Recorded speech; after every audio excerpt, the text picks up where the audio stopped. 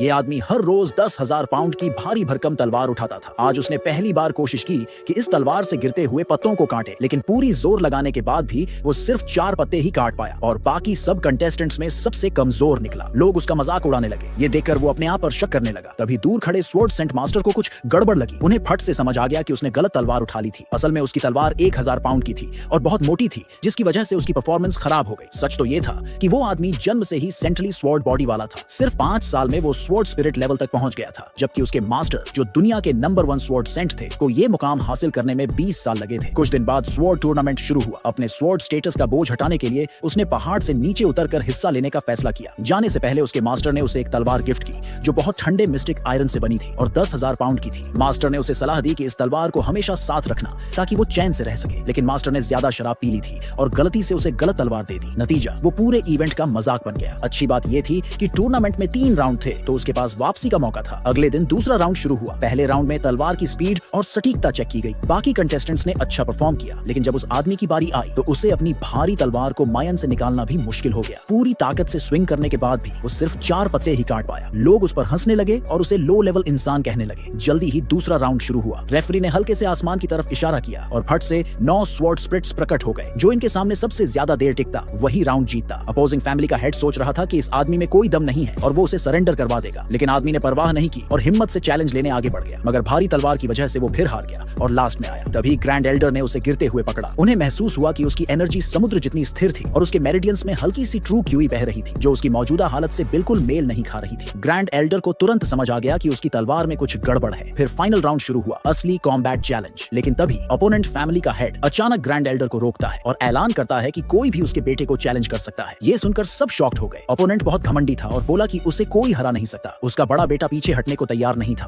और फौरन लड़ने आगे बढ़ा, लेकिन हैरानी की बात, वो अपोनेंट की एक हल्की सी पाम स्ट्राइक भी नहीं झेल पाया। फिर उसकी बड़ी बेटी अपने भाई का बदला लेने के लिए हिम्मत से आगे आई और ड्यूल शुरू किया। जैसे ही उसकी स्वॉर्ड एनर्जी फूटी, सबको पता चल गया कि उसने स्वॉर्ड इंटेंट जगा लिया था, लेकिन अपोनेंट बिल्कुल शांत रहा क्योंकि उसने पहले ही दूसरा स्वॉर्ड इंटेंट जगा लिया था। दोनों स्वॉर्ड इंटेंट्स के टकराव में बेटी जल्दी हार गई। अपोनेंट ने उनका खूब मजाक उड़ाया। तभी उस आदमी की भारी तलवार अचानक काम करने लगी। एक तेज स्वॉर्ड लाइट निकली और अपोनेंट डर के मारे पीछे हट गया, लेकिन उसी पल आदमी ने अचानक एक जबरदस्त और चकाचौंध करने वाली लाइट छोड़ दी।